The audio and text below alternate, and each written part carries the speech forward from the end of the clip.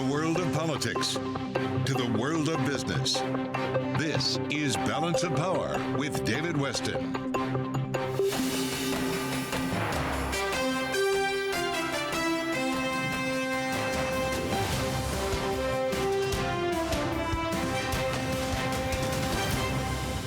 From Bloomberg studios in Washington, D.C. to our television and radio audiences worldwide, welcome to Balance of Power. We are in Washington, of course, for the coverage of the midterm elections coming up tomorrow. And throughout our coverage, including tomorrow night, our anchor to windward will be Joe Matthew. He's our Washington correspondent, also host of Sound On weekdays on Bloomberg Radio. And Joe will be always at the wall telling us exactly where we are, really making sure we got the facts straight. So, Joe, where are we at this point? Well, the last full day of campaigning, David, it's kind of hard to believe that we're actually here. But indeed, this is time for closing arguments as we see the final polls come in play here for candidates who have in many cases been on the trail and on the airwaves for 2 years. Tomorrow, of course, is decision day. And if we look at the House, we remember, and the Senate for that matter, that Democrats are dealing with a razor-thin majority here in Washington. The Senate is the definition of division 50-50, so it's not going to take a lot to move the balance there. And it does appear to be an uphill climb for Democrats. Based on the polling that we are seeing, the average of polls show Republicans slightly favored by 538 to win the Senate. In the House, not much more wiggle room. It's fewer than a half dozen seats for Democrats here, so it's not going to take a lot, obviously, to shift the balance of power. And Republicans have been enjoying, for the past couple of weeks, some momentum here that would suggest they will take the House. Now, of course, we have a lot of races that are too close to call, and as we bring you results tomorrow evening, David, it's important to isolate a couple of races just to give us a sense of where we might be going over the course of what could be a very long night. And we look to battleground Virginia, and that's where the couple of races are really popping to get our attention here to follow things. The 2nd District of Virginia, Elaine Luria, Congresswoman who you might know from the January 6th committee, a naval veteran.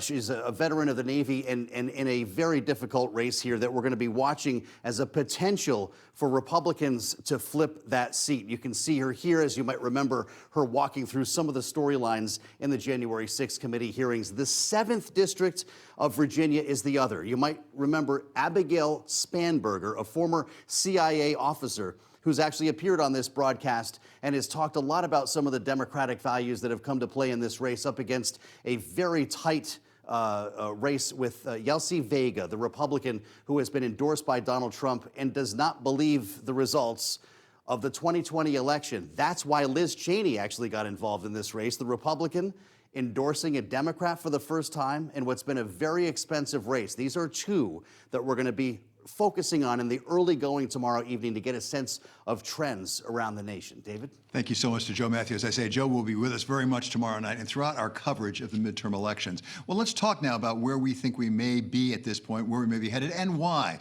For a read on that, we turn to Matt Bennett. He is co-founder and executive vice president for public affairs at Third Way. Mr. Bennett served actually in the Bill Clinton White House. So, Matt, thank you so much for coming in. Great to have you here. We don't know how it's going to end up. History certainly would indicate, absent anything else, it may be a shift toward Republicans. But from your point of view, what is driving this election? Where are we? Well, I think there's three big things. One is history, as you say. Only 3 times since the Civil War has the party in power actually done better in the House during a midterm election, and those were all extraordinary circumstances after 9/11, during the New Deal, and in 1998 when the economy was booming. So history suggests it's tough for the party in power. Second is inflation. You know, this is record inflation, and it is very, very difficult to see winning on the economy when inflation is driving every storyline. And the third is the Democratic brand, which isn't great at the moment. Voters have a lot of doubts about us on things that really worry them, and I think those 3 things combined make it tough. In any election, you would know better than I, Matt. There's a sort of a shape of the battlefield. You can't do a whole lot about that. What you can do is what you do on the battlefield. Third Way has a new poll out, actually just today I saw it, that suggests there have been some mistakes made by the Democrats. Where did they go wrong? Well, some of this can be laid at the feet of Democratic candidates, some can't. But fundamentally, what we found in our poll is that voters don't identify with Democrats on some things that are super important, like on crime and immigration. They break towards the Republicans in gigantic numbers. And more fundamentally, when we ask them to plot themselves and the two parties on an ideological scale, they put both parties kind of at the extremes, but they put themselves closer to Republicans than to Democrats. And that's a real problem. I think that is the result of a whole array of things. Republicans have done a very good job of demagoguing and taking some of the more extreme statements by the far left and attaching them to the broader party. But our party hasn't done a good enough job of pushing back on that. There was a Washington Post ABC News poll out over the weekend that basically said people really care about the economy, they really care about inflation, they really care about crime. Some of the issues that Democrats have really run on, such as abortion, for example, and even climate, rank well down. This is not news, is it? I mean, haven't we known this for a while? I mean, why didn't Democrats say, you care about those things, let's talk about them? Well, two reasons. One is pretty tough to talk about the economy at the moment because Republicans don't have a solution to inflation either. I mean, that's just baloney to suggest that they do, but neither do Democrats. Inflation is really going to be driven by monetary policy, not fiscal policy.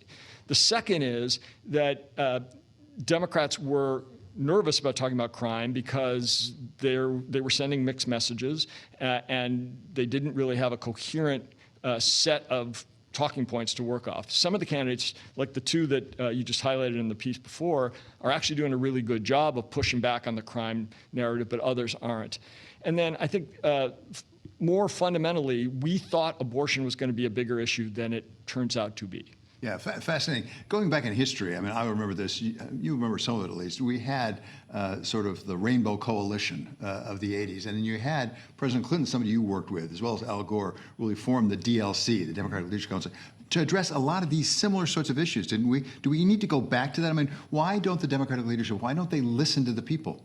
Well, right. The DLC was formed in the 80s when the Democrats kept losing presidential races. And Bill Clinton ran as a new Democrat, saying, look, I don't share some of the kind of far left ideas that you think Democrats hold. And that worked extraordinarily well. We do need to go back in that direction. Biden ran that way in 2020. It's why he won. And I think we have the opportunity to tack back in that direction as we head to 2024. Well, he may have run that way, but he didn't govern that way, did he?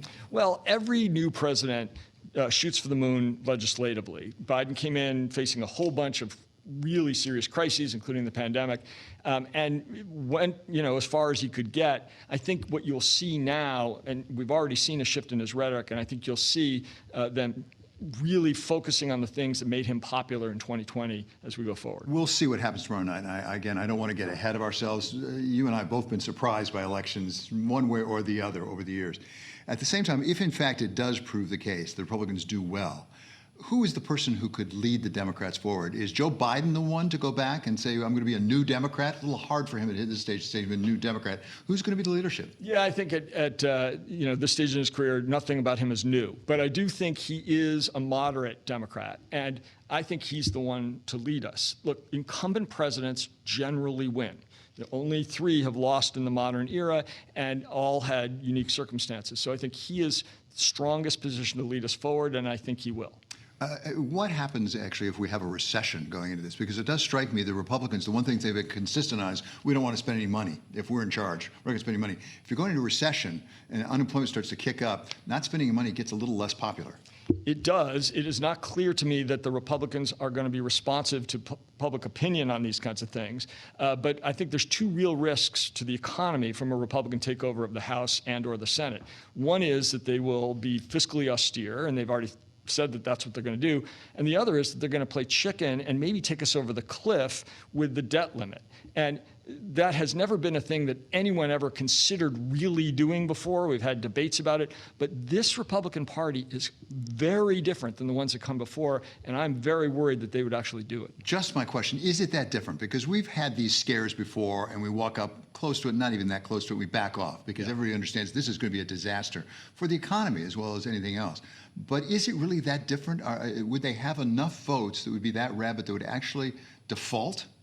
I think so, because remember, this is not the Paul Ryan pro-business Republican Party that we've seen before, that are interested in cutting taxes and cutting regulation and providing predictability to the markets. This Republican Party is made up of right-wing populists, and they hate everybody. They hate government and they hate business. And I think that they are just crazy enough to take us over the cliff. Remember, they've got to vote in favor of extending the debt limit, so doing nothing is a bad result for us. Well, Matt, really great to have you with us. As sobering as that is, thank you so much to Matt Bennett. He is co-founder and executive vice president for public affairs of Third Way. Coming up, we're going to talk with the communications director for the Republican National Committee about how she's spending her time over the next 24 hours. This is Balance of Power on Bloomberg Television and on Bloomberg Radio.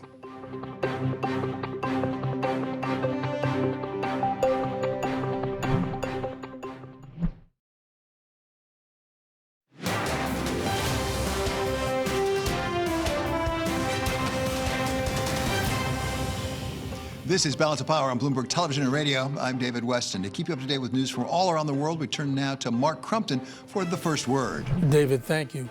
Twitter owner Elon Musk has told his followers on the platform to vote for a Republican Congress Tuesday.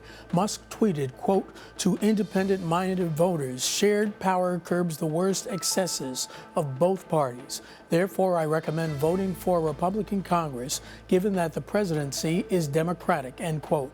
Musk has more than 100 million followers on Twitter. Germany's finance minister is warning of the possibility of a trade war with the United States.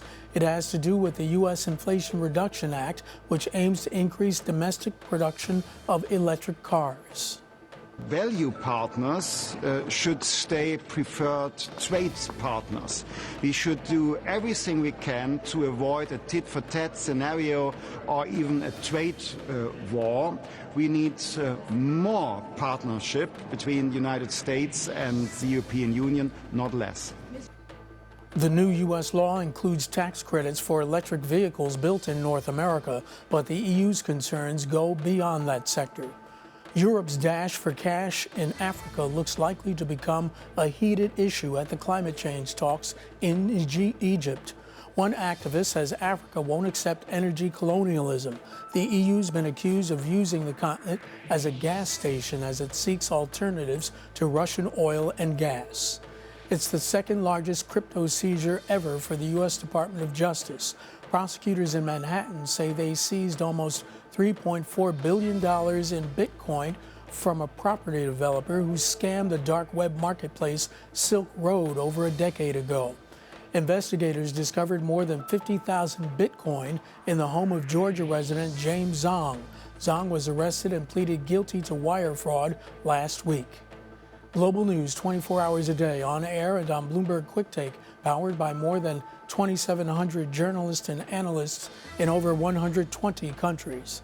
I'm Mark Crumpton. This is Bloomberg. Thank you so much, Mark. Well, we want to turn back to those midterm elections now. We just heard from the Democratic side. Let's hear from the Republican side and Danielle Alvarez. She is Director of Communications for the Republican National Committee. So, Ms. Alvarez, thank you so much for joining us. I mean, we're down to the short strokes here. We know what the polls are indicating. We also know there are an awful lot of close races across the country. What is the Republican National Committee doing in these last 24 hours?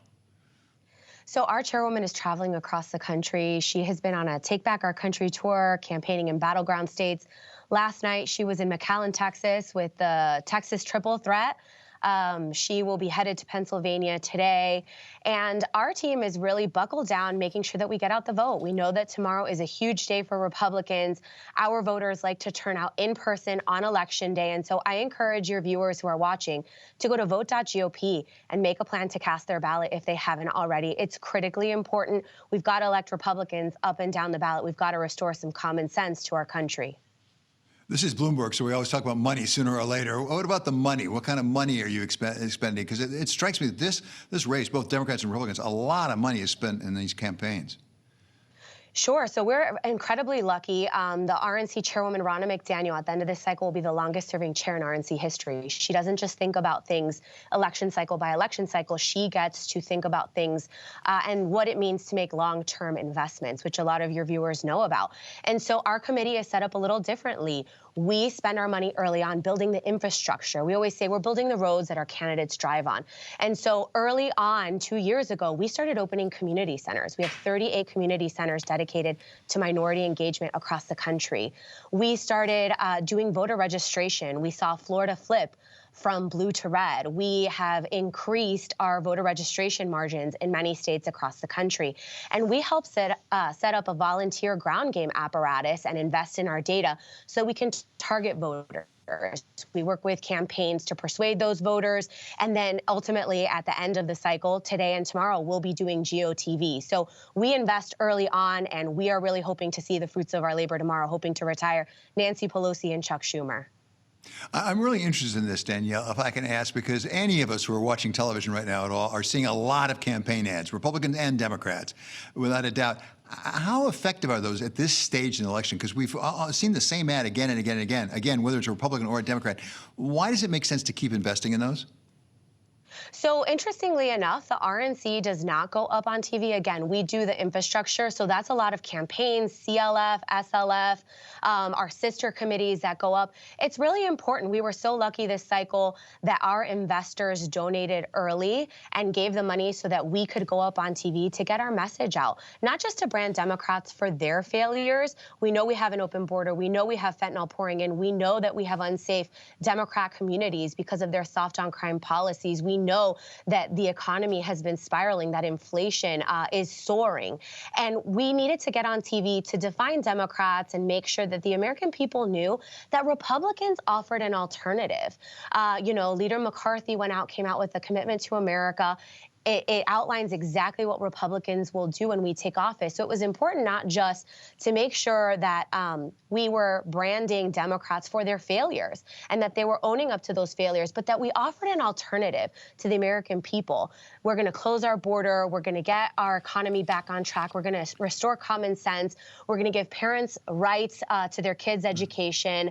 And we're just going to restore common sense to our country after tomorrow's elections when Republicans win majorities in the House and the Senate. Danielle, you're understandably really focused on tomorrow and really winning as many races as you possibly can. How much of your time and effort is spent on what comes the day after tomorrow, for that matter, next month and next year? I mean, we saw, for example, former President Trump out on the stump over the weekend referring to Ron DeSanctimonious, I think he called him, and put up the polls on this. How much of your time you spend thinking about what comes next? So we right now are solely focused on the midterm elections. We are not focused on 2024. The reality is we likely won't find out certain races, the results of certain races tomorrow. There are states, and shout out to my home state. I am from Florida, and we know that we have passed great election integrity laws. 67 counties, tens of millions of voters. We will find out our election results tomorrow. But there are other states like Nevada where we likely won't find out the election results. And so the RNC will be committed through our election integrity operation, making sure that we have our poll watchers on the ground, making sure that we have attorneys on the ground, ensuring that as the counting is taking place, it is happening in a transparent manner. That is so critically important to voters across the country, that elections are held transparently and that the results are delivered in a timely fashion, because it just helps ensure trust in the results. And transparency is important here at Bloomberg as well. We had a viewer actually just write in a question about this. I'll ask you the question that he asked, which is, do you have an estimate how many of these races we won't know until well after the election? Well, there are certain states that we know they collect ballots after Election Day. So, for example, a North Carolina, a California. We know that some states take a little bit longer to count, an Arizona, a Nevada, maybe a Pennsylvania. And so, again, we are dedicated in seeing this through. The RNC will be on the ground with our election integrity operation, just making sure that everything is happening in a transparent fashion, that we are working alongside our fantastic candidates and helping them get across the finish line. It's what the American voters deserve. Okay, Danielle, thank you so much for spending time with us today. I know your time is precious, particularly right now. That's Danielle Alvarez. She is the communications director for the Republican National Committee. And we should note that Michael Bloomberg, who is, of course, the founder and majority owner of our parent company, has been a major donor to Democratic candidates and causes this election cycle. Coming up, we're going to take a look at how the markets may be discounting the midterm elections. That's coming up next on Balance of Power on Bloomberg Television and on radio.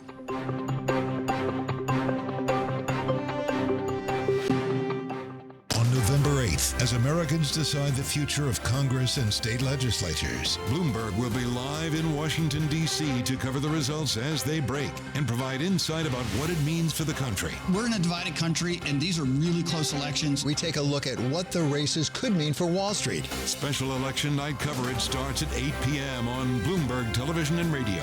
And tune in to Surveillance live from D.C. at 6 a.m. on Wednesday for the latest overnight. This is Bloomberg.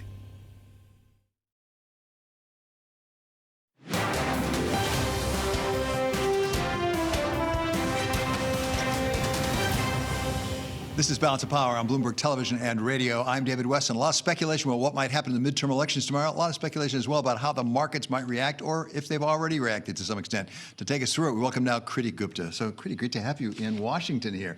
So what do we know? So what are the markets doing today first? You know, it's a little bit of a wait and see mode because you did have that bump at the open where you saw the stock market go into the green, but the NASDAQ's still lagging a little bit. But if you actually look at this from a volume basis, there isn't a ton of participation today. And that kind of makes sense. This week has a lot going on, not just the midterms, that CPI report on Wednesday as well. And remember, we got kind of a, for lack of a better term, a meh reaction off the jobs report. I'm using a very technical term there, David. But what's important to keep in mind is there was no clear momentum off that jobs report. And a lot of that comes because there is this wait and see idea of how do the midterms fundamentally change the investment narrative for a lot of these companies. Well, what about that? Because I've heard a lot of commentators on Bloomberg and elsewhere say, you know what, the market really is already discounting in perhaps a divided Capitol Hill. We don't know if that's what the result will be, but that's what they're discounting in. Is that true? I mean, what do we see in the markets that might tell us if that's right or not? Yeah, well, we're seeing that a lot in the more short-term performance, and this is what's really crucial here. A lot of the policies that perhaps Republicans might favor, things like oil spending, energy spending, pipelines specifically across a lot of states like New York, for example, coming from Canada. Another place would be defense spending, aerospace companies. Those have actually outperformed the market in the last week or so. Compare those, for example, to more Democrat favorites like, for example, cannabis companies or even green energy companies. Think solar power, think companies that are in the EV supply chain. Those have actually lagged the broader market. So already you're seeing kind of a sector bias on this idea that the federal budget and the spending priorities are going to change. Well, there might not be as much spending, period, right? Because the Republicans at least say they don't want to spend, and when you have gridlock, you might not have as much fiscal stimulus. Absolutely, and to your point about fiscal spending, I mean, think about some of the eras of the Trump legacy. The one that comes to mind that you've seen an immediate market reaction to is the Farm Bill, for example.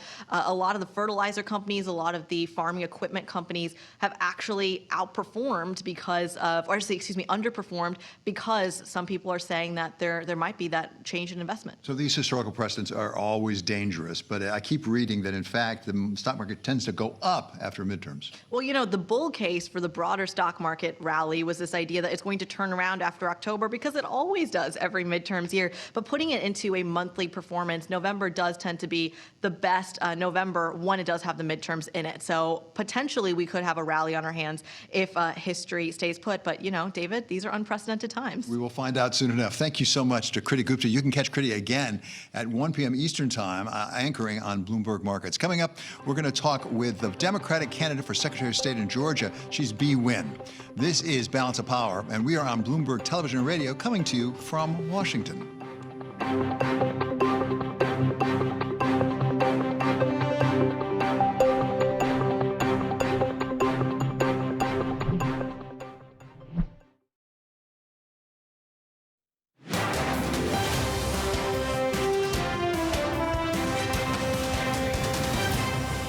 This is Balance of Power on Bloomberg Television and Radio. I'm David Weston. We are in Washington for coverage of the midterm elections, and one of the key states in those midterm elections will be Pennsylvania, without a doubt. We have our colleague, Kayleigh Lyons, who is covering that election from Philadelphia. So, Kayleigh, thank you so much for being there and for joining us today.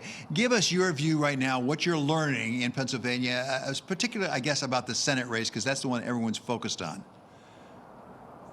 Yeah, everyone is watching that Senate race because it could be crucial in deciding the ultimate balance. And David, the race right now is literally neck and neck, a definition of a toss-up. The 538 aggregate polling average right now shows John Fetterman, the Democratic candidate, current lieutenant governor, literally tied with TV personality Republican candidate Dr. Mehmet Oz at 47%. So this is a neck and neck race. What is interesting is it hasn't always been this way. At one point over the summer, Fetterman had a double-digit lead over Oz, but we have seen that evaporate entirely over the last several weeks. Part of that has to do with what we are seeing nationally, momentum shifting toward Republican candidates as we've drawn closer to Election Day. But part of it as well is about the candidate Fetterman himself. There was a single televised debate on October 25th, so about 2 weeks ago, that showed he is really still struggling from the effects of a stroke he suffered back in May, just days before winning the Democratic primary. He had to use auditory processing assistance in order to get through the debate. It was a very halting delivery in some cases, and that has raised questions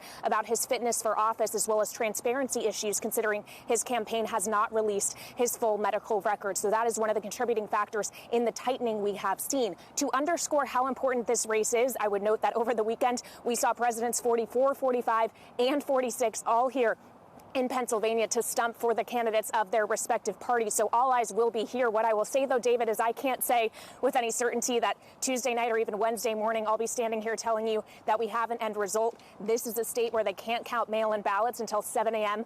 on Election Day. So state officials have warned it could be days before we get a final result, David.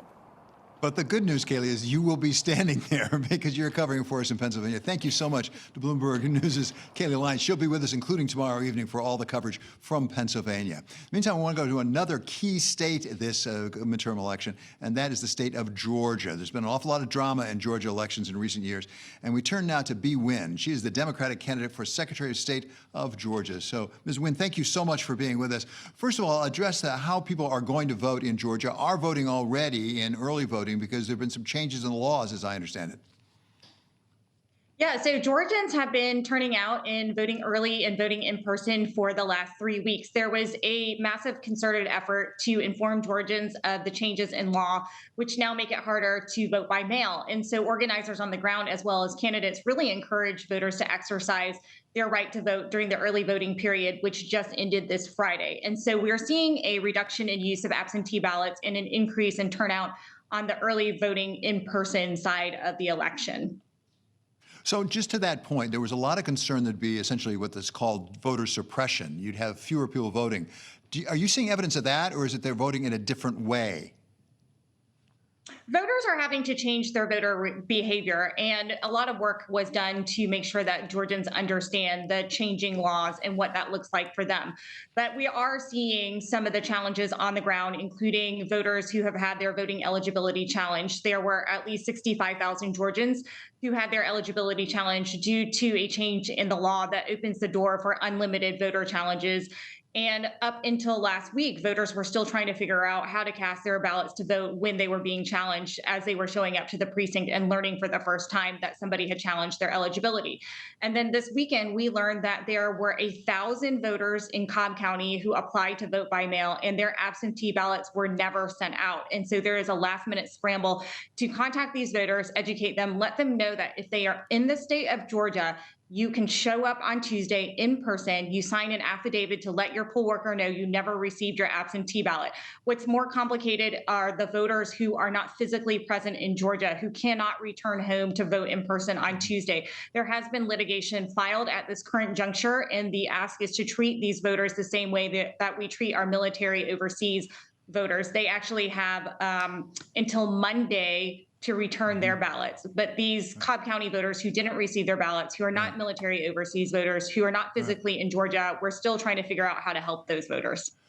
So a lot of us have paid more attention than we thought we might have to the process in Georgia going back to the last Senate election. And also, by the way, the presidential election, because there was a lot of contest for that. At the same time, your opponent, Brad Raffensperger, actually, as I understand it, stood tall and resisted President Trump's attempt to try to change the vote. Does that make it harder to run against him because actually he took the high road? Yeah, you know, it's a condition in Georgia where many people know Brad Raffensperger as the person who chose not to find those extra 11,780 votes, and he followed the law. But what most voters have yet to learn about him and are currently learning about him is that he has backed this 98-page voter suppression bill. And he also has extreme policies that he has embraced in the past during his time as a lawmaker, including introducing a personhood bill that would have outlawed all abortions and all basic forms of contraception. And so as we are talking to voters on the ground and they learn more about his record and about his support for this voter suppression law that is predicated on many of the lies and conspiracy theories that have been amplified by Trump and his legal team, then voters are understanding that there is a better choice here. Somebody like me who is willing to follow the law, but also believes in expanding access to the ballot box, not restricting. Yeah, I guess my question, B, is this. Do voters care enough about that issue that they might split their ticket? Because it looks right now, according to the polling, like the Republican incumbent will win as governor. So they'd have to split their ticket. Do they care enough about it to say, I'm going to split my ticket and vote a different way for Secretary of State than from governor? I certainly think that Georgians are all over the map in terms of who they're choosing to vote for. It does not appear that there is a straight Republican Democratic line across the board for any of these races.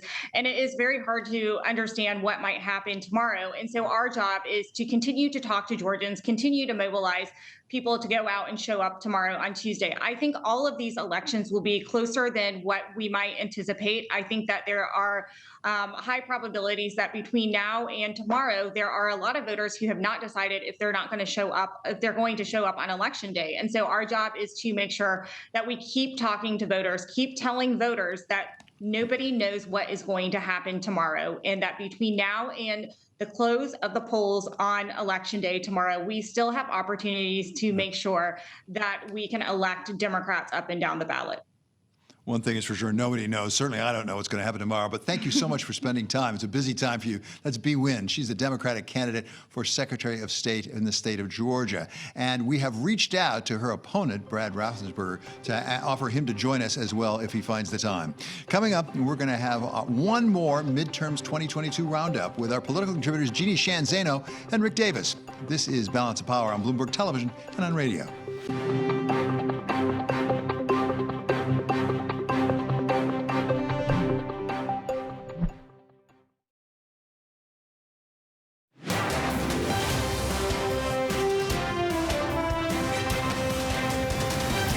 This is Balance of Power on Bloomberg Television and Radio. I'm David Weston. Well, tomorrow is the day, which means this is our very last edition of the Midterms 2022 Roundup we've been doing every single Monday through the season. Once again, I'm delighted to say we're joined by our political contributors, Rick Davis of Stone Court Capital and Jeannie Shanzano of Iona University. So getting ready for tomorrow, Rick, I mean, you've been through a fair number of these campaigns through the years. I can't remember when we had this many so-called toss-ups. If you go look at Cook Political Report, you look at Real Clear Politics, anybody, a lot of toss-ups. Yeah, I mean, so much for like not having any competitive districts. One, lot of retirements, both on the Democratic side and on the House Republican side. So that makes more competitive districts. Two, the country's equally divided. I mean, anybody who thinks there's like a blowout anywhere coming hasn't been paying attention. This is a very closely divided country, has been for some time, and I think we're going to see that division with these competitive races tomorrow. What happened to gerrymandering? I thought that gerrymandering with the census thing would mean that we wouldn't have any close races at all.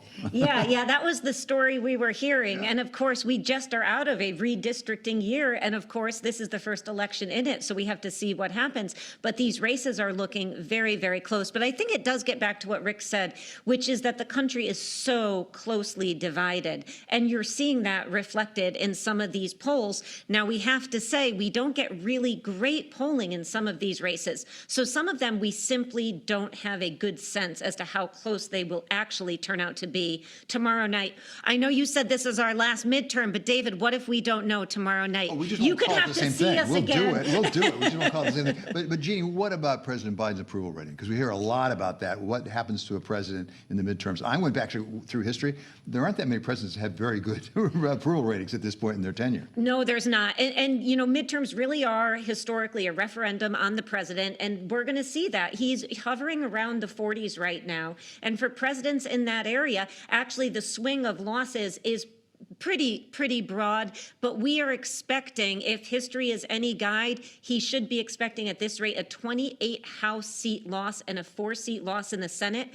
I'm going to predict that may be mitigated a bit by issues like abortion and democracy on the ballot, but probably not save the Democrats. But to put this in perspective, pick on the Republicans a bit, Rick, I went back and looked in 82 with President Ronald Reagan, the vaunted President Ronald Reagan. He had an approval rating in the 40s, actually. He lost 27 House seats. Tell me about it. I was running a Senate race in 1982, and we were one of the only ones that won. Congratulations. Thank you. But you're right. I mean, look, to spin off of what Jeannie was saying, Clinton, Obama, and Trump all lost over 40 seats in their midterm elections because they were popularity exactly the same place where Joe Biden's is today. So if history is a guide, he could be looking at a 40 district loss in the House of Representatives.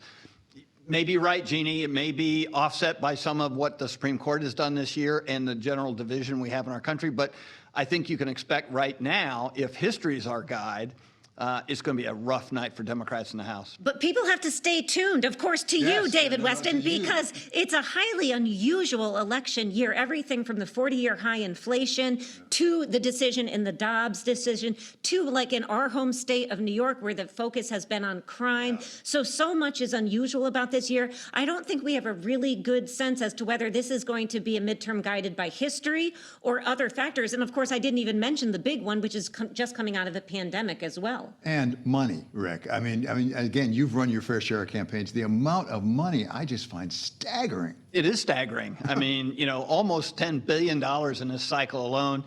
It's really quite amazing that these kinds of campaigns, one, can generate that much donations, and that just speaks to what people see is the importance of this election. But two, the fact that you can even get it all on TV. I mean, honestly, we're in an area here in Northern Virginia where it's been a battleground for a number of congressional races, and you cannot turn on the TV for the last 6 months without seeing those ads all the time. Well, unfortunately, they're all the same ad again and again and again, so you can incorporate by reference. But at the same time, we have to maybe pick on the president a little bit. So on the eve of the election, where does he go? He goes to either Bronxville or Yonkers, depending on how you want to describe it, right in my neighborhood to campaign for Kathy Hochul. What is that saying, Jeannie? It is saying it's a bad sign, obviously, if they're defending blue states like Oregon, like Washington, like California, like New York. Of course, the president, New York, and then going to Maryland. So it's a bad sign that you find Democrats, and there's not just the governor he's defending there. You've also got the head of the DCCC up there in my neck of the woods, Sean Patrick Maloney, who's in a very tight race. Republicans have spent, speaking of money, I think it's about $7 million against Sean Patrick Maloney in that one district. So the president trying to defend some of that, but it's not a good sign when they find themselves on the defense. You always want to be on the offense. So Rick, make this more interesting. If something went wrong for the Republicans, what would it be? If we were surprised tomorrow night or the day after, what would it be? Yeah, look, I think that you always have the specter of Trump on top of all of our races, right? And he's been out there banging around in important states like Pennsylvania to Republicans. And so, yeah, he could depress turnout in some places for Republicans because he did it the last time we had a big race in Georgia. We lost 2 Senate races because of Donald Trump. Let's not be saying that on Wednesday morning. Thank you so much to our political contributors, Rick Davis of Stone Court Capital and Jeannie Shanzano of Iowa University. I'm delighted to say they're going to be with us tomorrow and all tomorrow night, late into the night. Coming up, we're going to be joined by Delta Airlines CEO Ed Bastian to go over the state of his airline, the economy, and whether the elections tomorrow could affect both. This is Balance of Power on Bloomberg Television and on radio.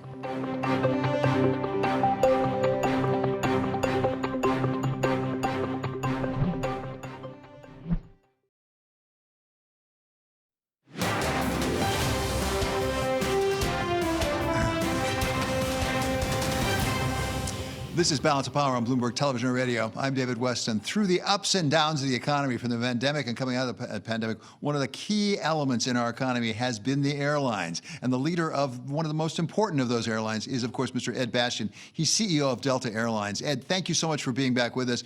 Give us your vantage point now. I talked to you during the dark days. Now it's looking a lot better. As you look out into 2023, what is it looking like to you? Well, first of all, good to be with you, David. Thanks for having me. Yeah, we're seeing an incredible amount of demand that's continuing. It's been in place for most of this year. We're looking at the upcoming holiday period. It looks very, very strong. Thanksgiving week, we're expecting on Delta to carry over 5 million people. and the Christmas, New Year's holidays also look strong. So I think going into the new year, we're going to continue to see strong demand for our product. People have not been able to quench their thirst from travel over the last 6 months. There's new markets opening. There's new forms of travel being created. Businesses are getting back out on the road. International markets are some of the healthiest markets we're traveling to. So what about the race, if I can call it that, between prices and people willing to pay? We've got a lot of inflation. That puts pressure on you and your bottom line. Can you raise prices fast enough to really pay the extra costs? We are. We, in fact, had record level revenues in our third quarter, despite the fact we only flew about 85% of our capability because we don't have all of our people, fully in category yet. So I think the demand environment is strong. That's what's really driving prices. Of course, you have high fuel prices. They're up about 50% above 2019 levels. That's absorbing some of it. But at the same time, you see the overall level of interest in all demographics of travel. It's baby boomers, it's young millennials, people seeking adventure, it's international, it's new forms of travel through hybrid. Every aspect of travel people are saying. And by the way, they're taking some of the spending that they were putting into goods and they're reallocating it back to experience and investing in themselves. And we don't see that trend changing anytime soon. And I know that one of your goals has been really to pursue business travel, higher grade travel, I can call it that. If there is a slowdown in the economy, what do you anticipate that might do to that segment of your business? I don't think it's going to be a garden variety recession if indeed we see one next year, because as you know, David, business travel is usually the first thing that's cut because it's discretionary. You can cut it immediately. It's a lot easier than cutting jobs or cutting other types of costs. But our business has been in a recession for the last couple of years. Businesses have not been spending on travel, and business travel is a very important ingredient to growing businesses and growing their top line, improving the quality of the relationships with their people as well as their customers. And business CEOs certainly, and many business leaders haven't been able to get out with their people. So unlike past recessions, I think this is one that people will say, well, we've already saved an awful lot on travel. We actually need travel to get our top line moving again to try to buffet the storms of the recession as compared to saving costs, which candidly are not significant in the environment they've been through the last couple of years. Ed, as we enter into the very busy travel season surrounding the holidays, how confident are we that there will not be substantial disruptions? Because as the airlines have come back fully online, we've had a lot of disruptions in various places in the United States, but also around the world.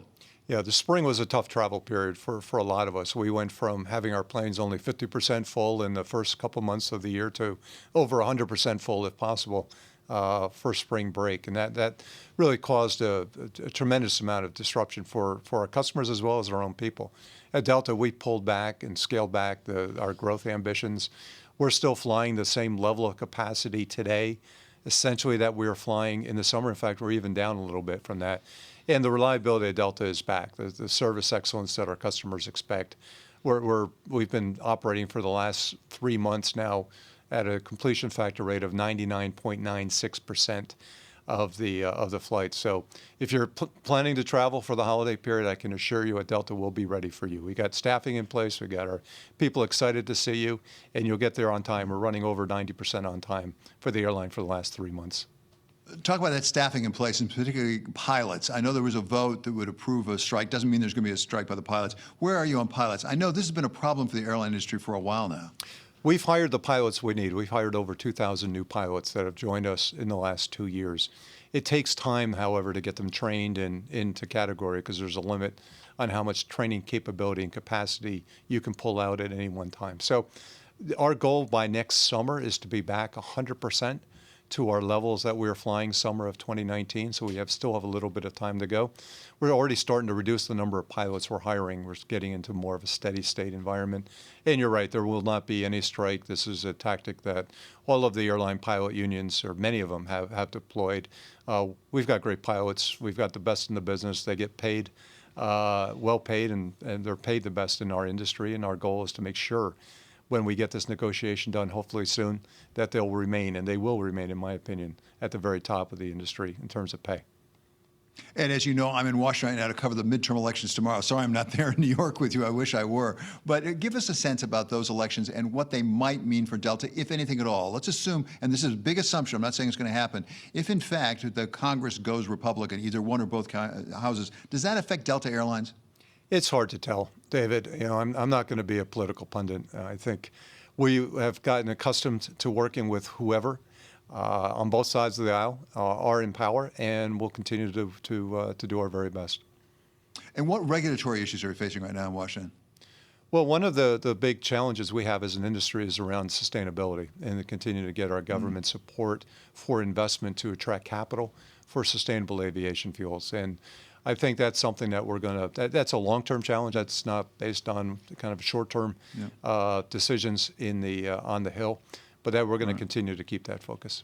Something we're talking about at COP27 right in Sharm el-Sheikh right now, right? Thank you so much, Ed. It's always great to talk with you. It's Ed Bastian. He's Delta Airlines CEO.